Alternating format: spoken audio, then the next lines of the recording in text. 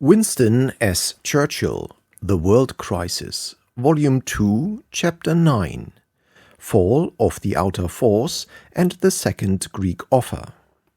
At 9 minutes to 10 on the morning of February 19, the British and French fleets, concentrated at the Dardanelles, began the bombardment of the outer force. These forces were 4 in number and mounted 19 primary guns. Footnote: on the European side, number 3, Set El Bar, with 6 9.4 to 11-inch guns. Number 1, Cape Helles, with 2 9.4-inch guns. On the Asiatic side, number 6, Kum Kale, with 6 9.4 to 11-inch guns, 1 8-inch gun, 2 6-inch guns. Number 4, Orkani, with 2 9.4-inch guns. In total, 19 primary guns. End of footnote. Of these, all but 4 were old-pattern short guns with a maximum range of 6,000 to 8,000 yards. Only the 2 pairs of 9.4-inch guns in the 2 smaller forts could fire above 11,000 yards. The whole of these defenses, therefore, were exposed to bombardment from the ships at ranges to which they could make no effective reply. The attacking fleet was formed into 3 divisions. The first division, with Inflexible, Agamemnon, and Queen Elizabeth; the second division, with Vengeance, Albion, Cornwallis, Irresistible, and Triumph; and the third division, with Suffren, Bouvet, Charlemagne, and Gaulois.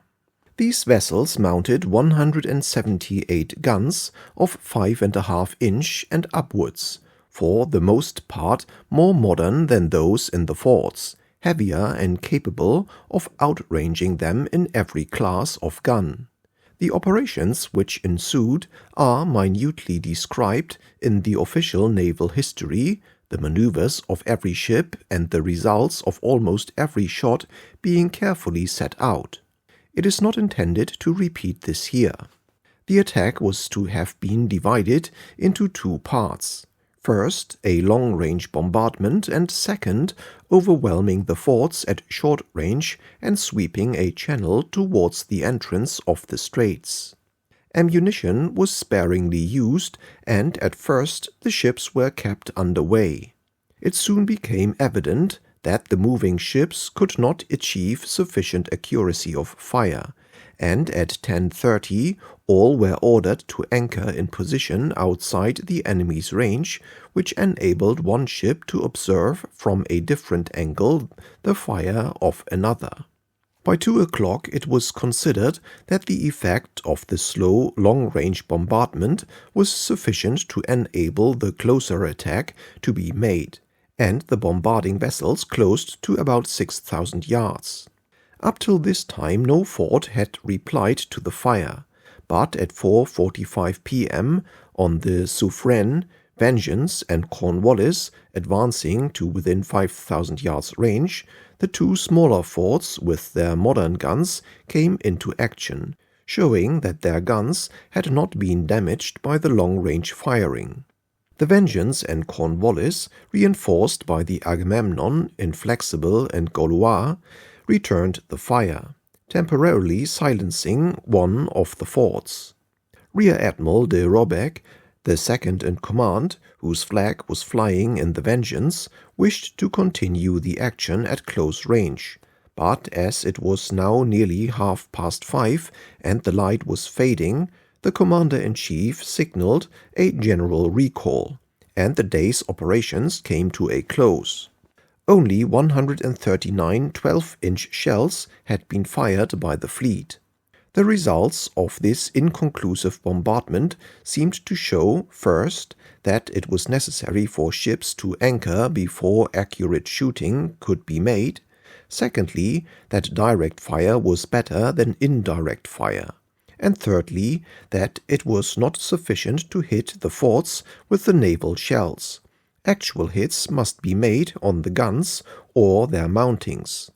This last fact was important. The next day the weather broke and no operations were possible for 5 days. On the 25th, the bombardment was resumed in the light of the experience gained. The Agamemnon fired at Fort Helles, the Queen Elizabeth at Sed el Bahr, and later at Fort Helles, the Irresistible at Orkney, and the Gaulois at Kumkale. All these ships and others reciprocally observed and checked each other's fire. The forts replied, but without much success. The effect of the bombardment was remarkable. It proved conclusively the great accuracy of naval fire, provided good observation could be obtained. After 18 rounds, the Queen Elizabeth hit directly and disabled both the modern guns in Fort Helles. With an expenditure of 35 rounds, the Irresistible destroyed both the modern guns in Orkney, one early and one late in the day. Thus all 4 long-range guns defending the mouth of the straits were individually disabled or destroyed for a very moderate expenditure of ammunition. In the afternoon the ships advanced to within close range of the forts and brought a heavy fire to bear on all of them. All the forts were silenced. The older forts with their short-range armament were considered by the Turks mere shell traps, and their garrisons were withdrawn from them. After the armistice, the Turks stated that the batteries and ammunition dumps were all destroyed, but none of the magazines touched. The forts were evacuated because the short-range fire of the fleet had destroyed them entirely. The loss of life on both sides was small. Practically no damage was done to the fleet, although the Agamemnon was hit 6 or 7 times. In all, only 3 men were killed and 7 wounded. It will be seen that this was a very important and satisfactory day. Only 31 15-inch shells had been fired in all, besides 81 British 12-inch and 50 from the corresponding French guns. The bombardment clearly proved the power of the ships anchored at about 12,000 yards. If good observation at right angles to the range was available to destroy the Turkish guns without undue expenditure of ammunition, it was now possible to sweep the approaches and the entrance to the straits, which was done on the evening of the 25th and the 26th. 3 battleships entered the straits and completed the ruin of the outer forts from inside. A still more remarkable and, as we thought at the time, more hopeful development followed. On the 26th and following days, covered by the guns of the fleet, demolition parties of 50 to 100 sailors and marines were landed, who blew to pieces with gun cotton all the guns in Sed el Bahr, as well as the 2 forts on the Asiatic side. They were not seriously opposed by the Turks. In all, 48 guns were destroyed or found in a disabled condition by the landing parties, only 9 men being killed and wounded. Footnote: of the 10 heavy guns in Sed el Bahr, only 3 had been destroyed by the bombardment. Of the 10 guns in Kumkale, 7 were apparently found undamaged. Fort Orkney was also entered and both guns were found disabled. 6 modern howitzers on the cliff to the east of Sed el Bahr and a number of smaller guns were also destroyed. End of footnote. Thus, by March 2, the whole of the outer defenses of the Dardanelles were destroyed, including 19 primary guns, of which 4 were modern. These constituted, approximately in number and in quality, 1/5 of the whole of the gun defenses of the straits. The fleet was now able to sweep and enter the straits for a distance of 6 miles up to the limit of the Kefes minefield. The first phase of the Dardanelles operations was thus completed. The greatest satisfaction was expressed at the Admiralty, and I found myself in these days surrounded by smiling faces. Lord Kitchener told me that his officers, who were in contact with the Admiralty, reported a spirit of strong confidence. If the Dardanelles commissioners could only have taken the expert evidence on the feasibility of ships attacking forts in the first week of March 1915, instead of in the spring of 1917, they would have been impressed by the robust character of naval opinion on these questions. They would also have been struck by the number of persons who were in favor of the Dardanelles operations and claimed to have contributed to their initiation. In short, their task would have resembled the labors of the Royal Commission, which inquired into the origin of the tanks. Each day at the meetings of the Admiralty War Group, I invited Sir Henry Jackson to give his appreciation of the telegrams from the fleet. These appreciations were up to this point highly encouraging. I telegraphed to Admiral Carden at the end of February, asking how many fine days he estimated he would require to get through. He replied on March 2, 14. It really looked as if we had found a way in which the Navy could help the Allied cause in a new and most important direction. However, I observe that I informed the War Council on February 26 that the Admiralty could not guarantee success and that the main difficulty would be encountered at the Narrows. All that could be said was that the reduction of the outer forts gave a good augury for success. I also pointed out repeatedly that a purely naval operation would not in itself make the straits free for unarmored merchant ships. The inner and intermediate defenses of the Dardanelles were now exposed to the attack of the fleet. These defenses consisted of 10 forts and batteries of varying size and importance, equally disposed on the European and Asiatic shores, of the minefields closing the straits in successive lines, and of the mobile batteries and howitzers which protected both the forts and the minefields. To this problem the fleet now addressed itself. From February 24 onwards, I could contemplate that Lord Kitchener would in certain circumstances be willing to use an army not merely to exploit a victory of the fleet, but actually, if need be, to contribute to it on a large scale. All else was uncertain. What he would do, when and how he would do it, remained impenetrable. But the timely concentration of whatever forces were available was urgent. I did my best to see that this, at least, should not break down, and I used the success of the fleet at the outer forts as a spur. Mr. Churchill to Lord Kitchener, March 4, 1915. I have now heard from Carden that he considers it will take him 14 days on which firing is practicable to enter the Sea of Marmora, counting from the 2nd of March. Of course, bad weather would prolong, and a collapse of the Turkish resistance at the later forts would shorten this period.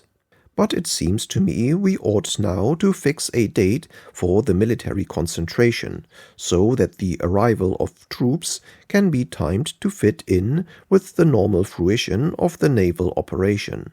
The transports for the 30,000 troops from Egypt, less those already taken to Lemnos, will all have arrived at Alexandria between the 8th and the 15th.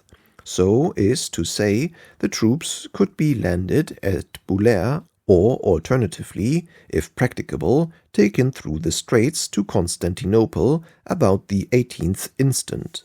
By the same time, the transports conveying the 8,000 men of the naval division from England could also reach the same points.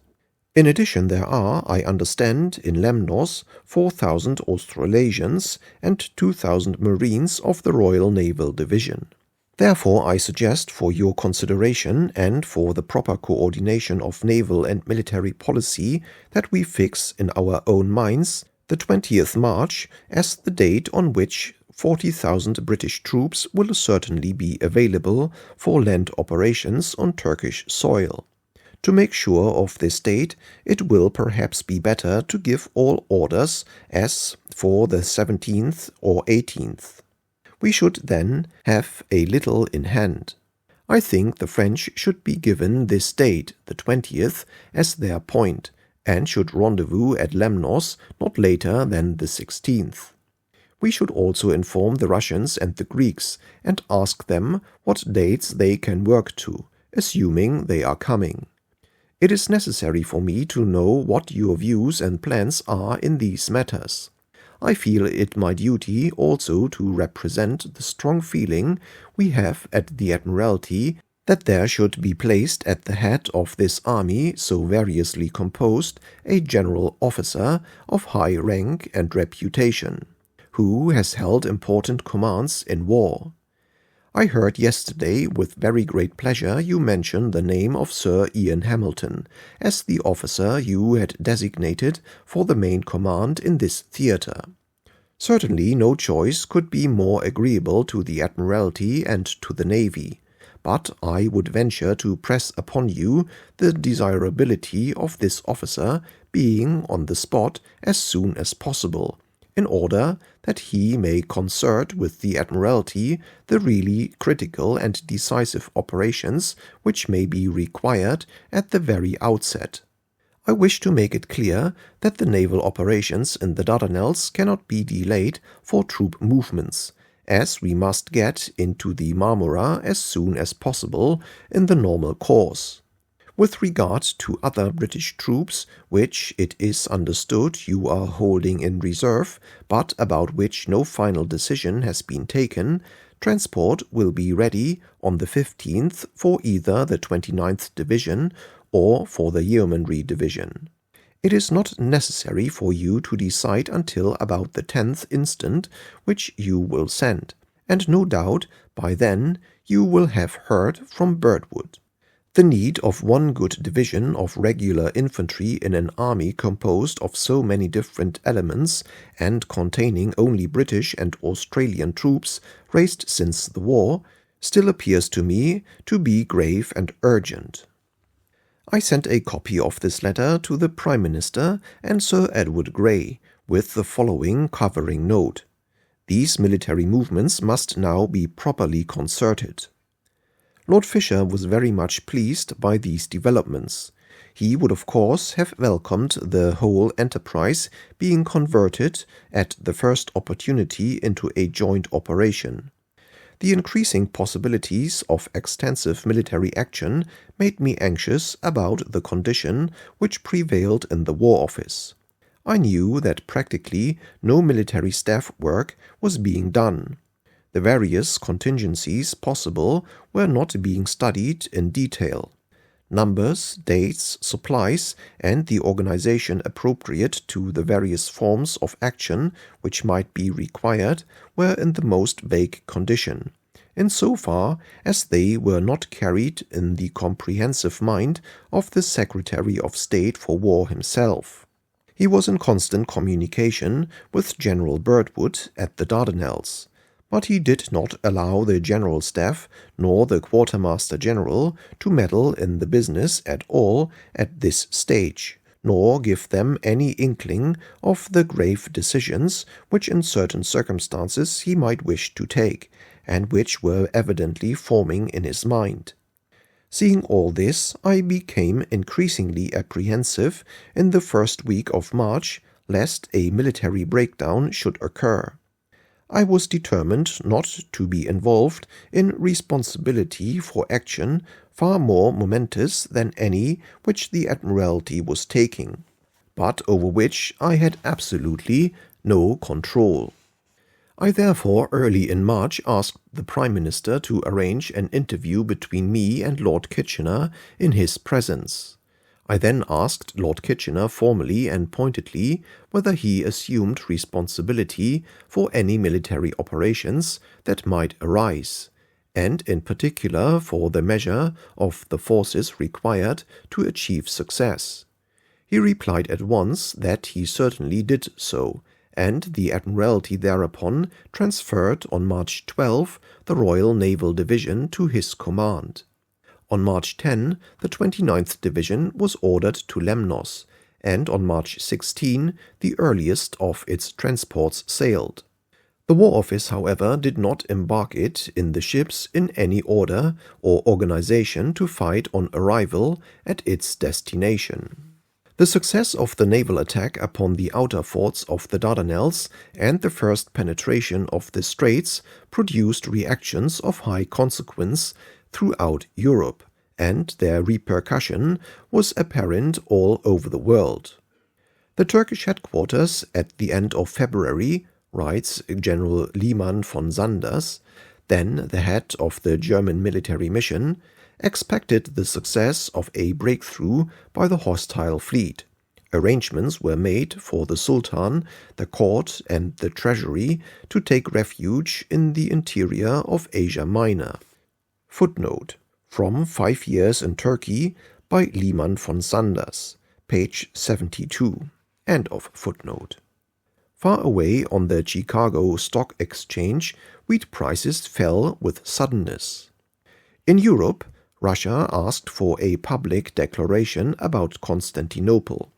At the outset of the war, the attitude of Russia had been perfectly correct.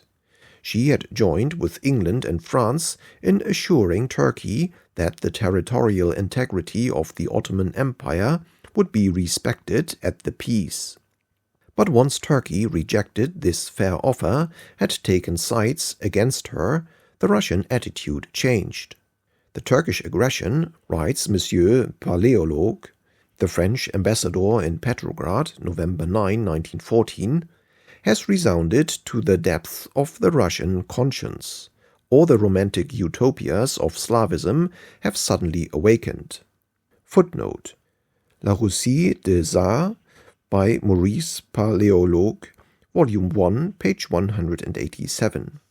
End of footnote. The supreme need of encouraging Russia in the midst of her disasters and defeats led Sir Edward Grey, as early as November 14, 1914, to instruct Sir George Buchanan to inform Monsieur Sazonov that the British government recognized that the question of the Straits and of Constantinople should be settled in conformity with Russian desires. At the time, this had remained a complete secret, but now in 1915, that there seemed to be a prospect of Constantinople falling into the hands of the Allies, Russian opinion required public reassurance. Such an announcement was bound to cause unfavorable reactions in Greece, Bulgaria, and Romania.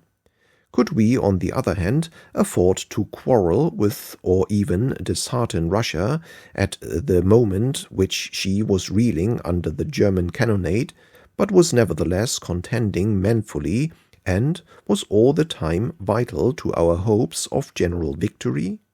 So important was the decision judged that at the beginning of March the Prime Minister invited the leaders of the Conservative Party, Lord Lansdowne and Mr. Bonar Law, to attend our council on the subject. I was glad of this development and strongly advised it. I had long wanted to see a national coalition formed. I viewed with great disquiet the spectacle of this powerful Conservative Party, almost all-powerful it had become since liberal politics were shattered for the time by the outbreak of the struggle, brooding morosely outside, with excellent information from the services and complete detachment from all responsibility for the terrible business which had to go forward from day to day. We needed their aid. The Empire needed their aid. We wanted all their able men in positions of high and active authority. I had frequently talked to Mr. Asquith in this sense in the early months of the war, and I now pointed out that this moment, when some fruition and promise of success had come to us in the East, was of all others the time when the necessary fusion and coalition could be effected on terms honorable to both great parties. The Prime Minister was far from being unconscious of this aspect, or of the political instability which the situation would present should the general state of the war take a turn for the worse, as seemed very likely. I hoped that this first meeting with the official chiefs of the opposition, Mr. Balfour being already in our councils, might lead to rapid developments in the direction of our naval unity and cohesion.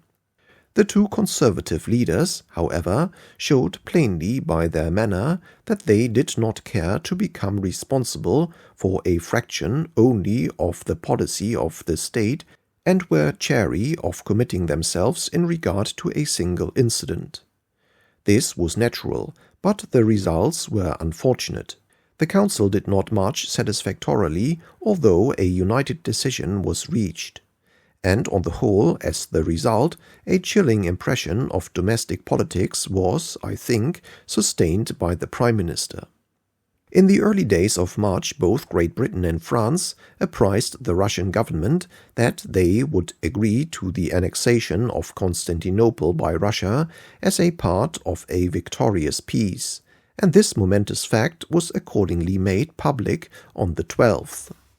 In the Balkans, the effect of the naval operations were electrical. The attitude of Bulgaria changed with lightning swiftness.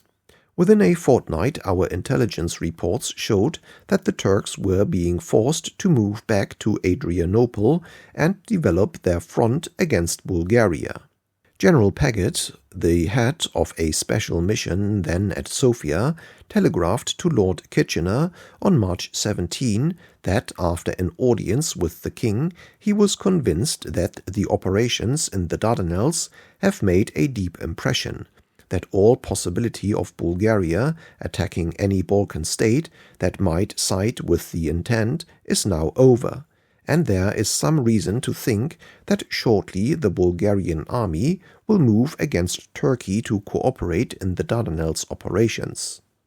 The attitude of Romania also became one of extreme and friendly vigilance. Russia, although she had not previously been able to spare more than 1,000 Cossacks for action in the Balkans, now offered the fullest naval cooperation, and began to concentrate an army corps under General Istomin at Batum, to participate in what was believed to be the impending fall of Constantinople. On March 2, our minister at Bucharest telegraphed that the Romanian Prime Minister had said that his conviction that Italy would move soon had become stronger. My Russian colleague has twice seen the Italian minister, and while the latter had often before spoken to him about Italy joining us in the war, his language on the last two occasions was more precise than ever before, and was indeed almost pressing. He spoke of acquisitions on the Adriatic coast, and a share in the eventual partition of Turkey. Italy would have in a month's time an army of 1,800,000 men ready to move. Other similar indications flowed in. On March 5 I minuted to Sir Edward Grey, "The attitude of Italy is remarkable. If she can be induced to join with us, the Austrian fleet would be powerless and the Mediterranean as safe as an English lake. Surely some effort should be made to encourage Italy to come forward. From leaving an alliance to declaring war is only a step." The Foreign Secretary replied in writing, "I will neglect no opportunity." Most important of all were the effects upon Greece.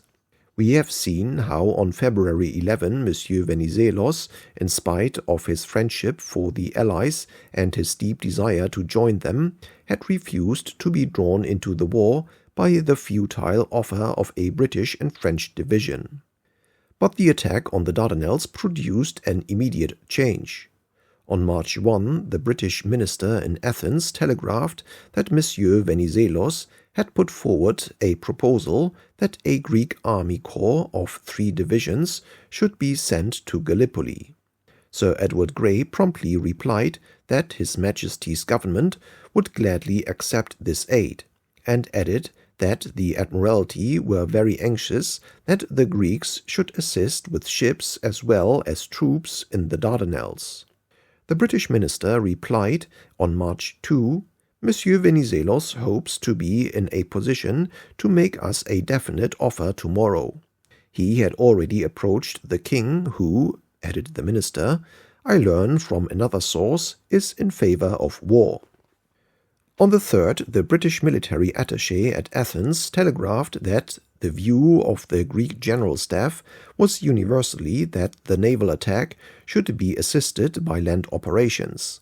Their plan was to disembark 4 or 5 Greek divisions at the southern extremity of the peninsula and to advance against the heights east of Knidos.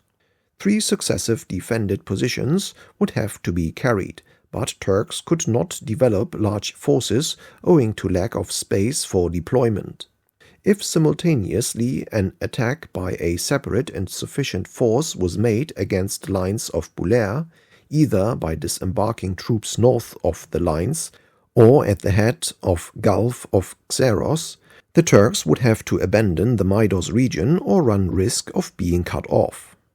Thus, at this moment, we had within our reach or on the way not only the Australasian Army Corps and all the other troops in Egypt, the Royal Naval Division and a French division, we had also at least a Greek Army Corps of 3 divisions and possibly more, while a Russian Army Corps was assembling at Batum. It would have been quite easy in addition to have sent the 29th Division and 1 or 2 territorial divisions from England. There was surely a reasonable prospect that, with all these forces playing their respective parts in a general scheme, the Gallipoli Peninsula could even now have been seized and Constantinople taken before the end of April.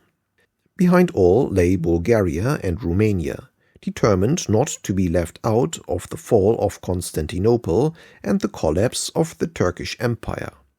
One step more, one effort more, and Constantinople was in our hands, and all the Balkan states committed to irrevocable hostility to the Central Powers. One must pause, and with the tragic knowledge of after days dwell upon this astounding situation, which had been produced swiftly, easily, surely, by a comparatively small naval enterprise directed at a vital nerve center of the world. But now a terrible fatality intervened. Russia, failing, reeling backward under the German hammer, with her munitions running short, cut off from her allies, Russia was the power which ruptured irretrievably this brilliant and decisive combination. On March 3, the Russian foreign minister informed our ambassador that the Russian government could not consent to Greece participating in operations in the Dardanelles, as it would be sure to lead to complications. The Emperor, Monsieur Sazonov added, had in an audience with him yesterday declared he could not in any circumstances consent to Greek cooperation in the Dardanelles. This was a hard saying. Was there no finger to write upon the wall? Was there no ancestral spirit to conjure up before this unfortunate prince the downfall of his house, the ruin of his people, the bloody cellar of Ekaterinburg? In Athens, the Russian minister, under orders from his government, was active to discourage and resist the Greek intervention. In particular, the King of Greece was made aware that in no circumstances would he be allowed to enter Constantinople with his troops. Other suggestions were made that perhaps 1 Greek division might be allowed to participate, this having the advantage that the king could not take the field in person. Can one wonder that, with his German consort and German leanings, with every appeal on the one hand and this violent rebuff upon the other, King Constantine was thrown back and relapsed into his previous attitude of hostile reserve? Further advices from the French Foreign Office on March 4 stated, the Russian government would not at any price accept the cooperation of Greece in Constantinople expedition. The French Minister of Foreign Affairs thinks progress of Anglo-French fleet may be such as to enable it to appear before Constantinople without necessity of landing troops, except a small body to hold the Bulair lines. There might consequently not be any occasion for military cooperation with Greece. If the Greek government offer cooperation in the Dardanelles expedition, they should be told that cooperation of Greece in the war must be entire and she must give active support to Serbia. Our minister at Athens, the well-informed and vigilant Eliot, left us in no doubt of the Greek position. To insist on Greek and support of Serbia, he telegraphed on the 6th, except in the event of a Bulgarian attack, would be to wreck the prospect of Greek cooperation with us. The Prime Minister himself had been convinced by the arguments of the General Staff as to the strategical danger of such an operation. The British military attaché telegraphed on the 6th. My Russian colleague told me today that he thought Russia would object to presence of King of Greece in Constantinople, and might make a stipulation that he did not come, a condition of acceptance of the present Greek offer. Any such restriction might lead to collapse of the whole proposal. I urged him to represent to Russian General Staff the strategic advantages of the proposal. Entry of Greece into the war would give the best guarantee of succoring Serbia if again attacked by Austria, and maintenance of Greek forces intact would have initially a deterrent effect upon Bulgaria, which in turn might set Romania free to cooperate with Russia in Bukovina. The French would benefit by securing Corfu as a naval base for the Adriatic, and a general movement in favor of the Triple Entente would be set going in the Balkans. The king, he added, will not initially accompany force, but when Constantinople is approached, he may alter his mind. If so, it is conceivable that the king of the Bulgarians might like to anticipate him by cooperating against the Turkish army, which might have decisive results. Russia's objection to temporary presence of either king would be then most unfortunate. Monsieur Venizelos, he concluded, received a great ovation in procession today, but main reason for popularity of his proposal to join us is the hope of Greek troops reaching Constantinople. Feeling this situation, as I did, in every nerve of my body, I was acutely distressed. The time-honored quotation one learned as a schoolboy, Quos Deus vult perdere prius dementat, resounded in all its deep significance now that conditions as tragic and fate-laden as those of ancient Rome had again descended upon the world.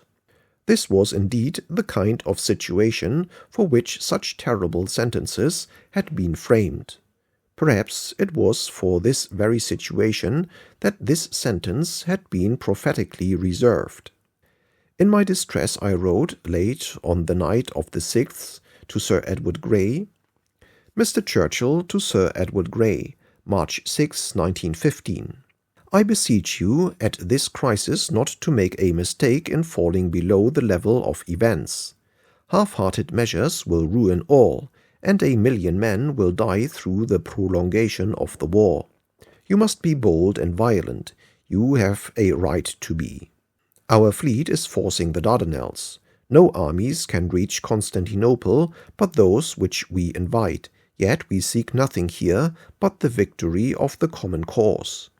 Tell the Russians that we will meet them in a generous and sympathetic spirit about Constantinople, but no impediment must be placed in the way of Greek cooperation. We must have Greece and Bulgaria, if they will come. I am so afraid of losing Greece, and yet paying all the future into Russian hands. If Russia prevents Greece helping, I will do my utmost to oppose her having Constantinople. She is a broken power, but for our aid, and has no resource open but to turn traitor, and this she cannot do. If you don't back up this Greece, the Greece of Venizelos, you will have another which will cleave to Germany." I put this letter aside till the next morning, and in the morning there arrived the following laconic telegram from Athens. The king having refused to agree to Monsieur Venizelos's proposals, the cabinet have resigned. I put my letter away unsent, and print it now not in any reproach of Sir Edward Grey or the Foreign Office. They felt as we did. They did all in their power. But I print it because it register a terrible moment in the long struggle to save Russia from her foes and from herself.